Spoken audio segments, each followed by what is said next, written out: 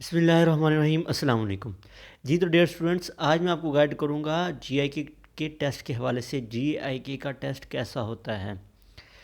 ठीक है, जीआईके के टेस्ट में टोटल 80 एमसीक्यूज होते हैं। मैं अब आपको ये भी बताऊंगा इंपॉर्टेंट कौन से जो इंपॉर्टेंट टॉपिक्स भी बताऊंगा, आप टेंशन ना लें। पहले ये सुन लें कि कितने वेटेज होती है।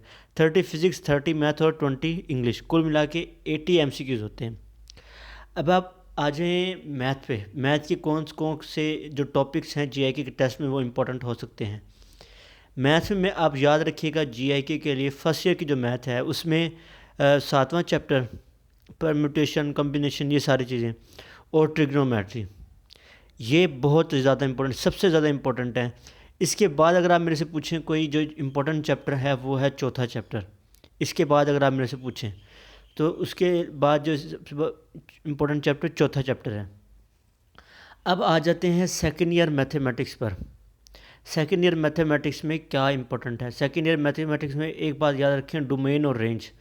ठीक है, डोमेन और रेंज बहुत ही ज़्यादा इंपॉर्टेंट है। ये नस्ट के टेस्ट में आएगी, नस्ट के टेस्ट में नहीं आती, जीआईके के टेस्ट में आएगी, जीआईके के टेस्ट में नहीं आती, प्याज के टेस्ट में आएगी, प्याज के टेस्ट में नहीं आती, यूटी के टेस्ट में आएगी। रेंज और डोमेन निकालने का जो तरीका है ये किसी न एक टेस्ट में लाजमी आएगा, ये आपको लाजमन आना चाहिए।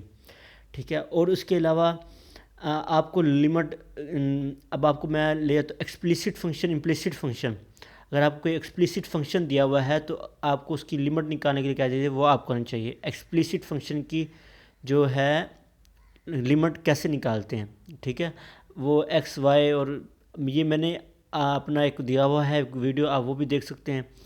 और दूसरे चैप्टर में जो इम्पोर्टेंट है ना, जो सबसे ज़्यादा इम्पोर्टेंट है, वो है 2.6 से आगे वाला जितना ही पोर्शन है। 2.6 से लेकर आखिरी एक्सरसाइज तक आपने कोई चीज़ मिस नहीं करनी। खास करके concave up, concave down, critical point, point of inflection, maximum minimum, maxima minima, ठीक है, साइन कोस की जो वैल्यूज़ वहाँ पर एक दी हुई हैं। एक्सरसाइज में भी एक कोस का टेबल है मेरा ख्याल, तो वो भी आपको आना चाहिए। उसके अलावा अब तीसरे चैप्टर में आ जाए, इंटीग्रेशन में। इंटीग्रेशन में वो जो दो फार्मूलाज हैं बस, वो ज़्यादा इंपॉर्टेंट है। वो दो फार्मूलाज कौन कौन से आपको पता है? वो एफ ऑफ, अगर ऊपर डेरिवेटिव पड़ा है, नीचे उसका फंक्शन है, ऊपर उसका डेरिवेटिव पड़ा है। अगर नीचे फंक्शन है, उसका L N F of X, जो ये दो फार्मूलाज हैं तो सबको आते हैं, तो ये ज़्यादा इंपॉर्टेंट है। इसकी इन फार्मूलाज की आपने प्रैक्टिस करनी है। सिंपल नहीं आएंगे क्वेश्चन, थोड़ा डिफ़िकल्टी लेवल ज़्यादा होगा, आपको समझना होगा क्वेश्चन को। ये दो फार्मूला ज़्यादा इंपॉर्टेंट। अब आता हूँ चौथे और छठे चैप्टर पर। जीआईके का सबसे इम्पोर्टेंट पार्ट चौथा और छठा चैप्टर है। तकरीबन तकरीबन आप कह सकते हैं 8 से 9, 9 10, 10 9 10, इधर इन दो चैप्टर से ही वो बना लेगा आपके एमसीक्यूज। ठीक है, 6.5 तक छठा चैप्टर, ये बहुत ज़्यादा इंपॉर्टेंट है, 6.5 तक। और चौथा चैप्टर सारा का सारा इंपॉर्टेंट है, ख़ास करके 4.3 की जो थ्योरी है वहाँ से लेकर आखिरी एक्सरसाइज तक। थ्योरी आपने, जो मैं आपको इम्पोर्टेंट चैप्टर बता रहा हूँ, जो जो इम्पोर्टेंट ये एक्सरसाइज बताई हैं, इनकी थ्योरी आपने किसी सूरत नहीं छोड़नी। अब मैं आपके पास अगले आता हूँ फिज़िक्स वाले पोर्शन में। फ़िज़िक्स में जो इम्पोर्टेंट चैप्टर हैं, दूसरा, तीसरा, चौथा, चौथा, सातवां और ये 10वां, या आप इस तरह कर लें, दूसरा, तीसरा, चौथा, 10वां और 11वां, इस तरह आता है। कभी आता है 10वें और 11वें का, कभी आता है 7वें और 10वें का। ठीक है, 7वें से कम आता है, 10वें और 11वें से ज़्यादा आता है। अब आपको ये पता होना चाहिए फोकल लेंथ क्या होती है, आई पीस क्या होता है। ठीक है, ये आपको निकालना आना चाहिए, इनकी वैल्यूज़। ठीक है, और इसके अलावा मैं आपको एक और फर्स्ट ईयर में एक और एक्स्ट्रा चीज़ जो आपको बताना चाहूँगा, equation of motion. Equation of motion इतनी ज़्यादा इंपॉर्टेंट है, आपको इक्वेशन ऑफ मोशन को डिफरेंट तरीके से सॉल्व करना है। जो अब आपकी एफएससी की बुक्स में जो इक्वेशन ऑफ मोशन लिखी हैं वो इनफ नहीं है जीआईके के टेस्ट में। ये याद रखिए, जीआईके के टेस्ट में इक्वेशन ऑफ मोशन क्वेश्चन लाजमी आते हैं, दो कम से कम आ ही जाते हैं। इक्वेशन ऑफ मोशन, अब लेट्स सपोज हम कहते हैं S is equal to V I plus half G T square.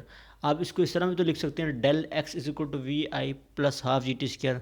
उसने आपको फाइनल डिस्प्लेसमेंट दिया होगा, इनिशियल डिस्प्लेसमेंट आपको फाइंड करना होगा, तो आपको इनिशियल वेलोसिटी भी दी होगी और जी टी की वैल्यू भी दी होगी। तो आपको इस तरह डिफरेंट तरीके से डिराइव करना आना चाहिए। जिस तरह 2 डेल एक्स भी हम इसको लिख सकते हैं, is equal to V F square minus V I square. ठीक है, V F is equal to V I plus A T. इस तरह आपको इनको बनाना आना चाहिए। इसको ड्राइव्ड काफ़ी तरीक़ों से आप इसको ड्राइव करें, इसको काफ़ी लंबे तरीके से और डिफरेंट इसके एमसीक्यूज़ करें तो। और एक और ख़ास चीज़ कि बॉडी ऊपर की तरफ जा रही है तब जी की वैल्यू क्या होगी, बॉडी नीचे की तरफ आ रही है तो क्या होगी, जी की वैल्यू पोल्स पे क्या होगी, जी की वैल्यू इक्वेटर्स पे क्या होगी, ये आपको लाजमी पता होना चाहिए। इसके अलावा और कोई इम्पोर्टेंट टॉपिक्स नहीं है। और आपको जो फार्मूलाज हैं वो आपको उनकी शॉर्टकट ट्रिक्स भी बतानी चाहिए। जो आपके जितने भी फार्मूलाज हैं उन, लेट्स सपोज काइनेटिक एनर्जी का हमने फार्मूला पढ़ा है हाफ mv², ये फार्मूला पढ़ा ना, लेकिन वो हमसे क्या देता है, काइनेटिक एनर्जी दी हुई है, मैस भी दिया हुआ है, ठीक है, वेलोसिटी, या वो पूछ लेता है मैस और वेलोसिटी उसने दी हुई है, ठीक है, और आपसे पूछ लेता है काइनेटिक एनर्जी क्या होगी, ठीक है, मैस, या वो पूछता है मोमेंटम उसने दिया हुआ है, मोमेंटम और मैस दिया हुआ और पूछ लेते हैं काइनेटिक एनर्जी क्या होगी। सबसे इंपॉर्टेंट ये है कि वो आपसे पूछता है मोमेंटम आपको दिया हुआ है और आपको मैस दिया हुआ काइनेटिक एनर्जी क्या होगी, या उसने वो कहेगा काइनेटिक एनर्जी और मैस दिया हुआ मोमेंटम क्या होगा। अब आप देखें काइनेटिक एनर्जी का फार्मूला होता है हाफ mv², ठीक है, और मोमेंटम का फार्मूला होता है p=mv। अगर m को हम ऊपर मल्टीप्लाई करें नीचे डिवाइड करें तो ऊपर हो जाएगा m²v², नीचे हो जाएगा 2m। m²v² किसके लिए आ जाएगा p²/2m। काइनेटिक एनर्जी का एक और नया फार्मूला बन गया, वो बन गया kinetic energy equal to p²/2m। तो इस तरह से आपको जो मैंने आपको इंपॉर्टेंट चैप्टर बताए हैं इनको डिफरेंट फार्मूलाज को आपको रिलेट करना आना चाहिए, अगर और इनकी एक आप समरी बना लें ताकि आपको मुश्किल ना हो पेपर वाले दिन। अब आ जाते हैं सेकेंड ईयर फिज़िक्स पे। सेकेंड ईयर फिज़िक्स में जो इम्पोर्टेंट चैप्टर है वो है 15वां 16वां, उसके अलावा यानी कि उसके बाद 20वां और 21वां, 15वां 16वां 19वां 20वां और 21वां, 15वां 16वां 19वां 20वां और 21वां, ये 5 चैप्टर ये बहुत ज़्यादा इंपॉर्टेंट है। और एक एक्स्ट्रा चीज़ मैं आपको बताऊं, एक्स्ट्रा चीज़ ये है कि बाकी चैप्टर्स की आपको थ्योरी आनी चाहिए, क्योंकि जो फार्मूलाज हो ये सबके आने चाहिए। सेकेंड ईयर के जो फार्मूलाज हैं हर चैप्टर के वो आपको लाजमी आने चाहिए, उनका रिलेशन पता होना चाहिए। एक चीज़ बढ़ रही है दूसरी कम हो रही है, दूसरी बढ़ रही है उस पर इफेक्ट क्या पड़ा है, एक चीज़ के इंक्रीज़ करने से दूसरी चीज़ पे क्या इफेक्ट पड़ा है, एक चीज़ के डिक्रीज़ करने से उसके ऊपर क्या इफेक्ट पड़ा है, ये चीज़ें आपको आनी चाहिए। एक और बात जो मैं आपको बता दूं, इसके अलावा जो है मैंने जो आपको बताया अभी, जो इसके अंदर एक और इम्पोर्टेंट आता है सर्किट कैसे बनाना है। जो सर्किट जो होते हैं, अगर आपको सर्किट आपको दिया होगा और उसमें पूछा जाएगा यहाँ पर इसका वोल्टेज क्या होगा या यहाँ पर करंट की वैल्यू क्या होगी, ये आपको पता होना चाहिए। आपको सर्किट भी सॉल्व करने आने चाहिए। कोई 2 पूछेगा, कोई 3, 2 भी पूछ सकता है, 1 भी पूछ सकता है। सर्किट हमेशा हमेशा हमेशा आता ही आता है। इक्वेशन ऑफ मोशन का सवाल आता ही आता है, सर्किट वाला सवाल आएगा ही आएगा, ठीक है। तो ये आपको लाजमी पता होना चाहिए कि सर्किट को हम किस तरह सॉल्व कर सकते हैं।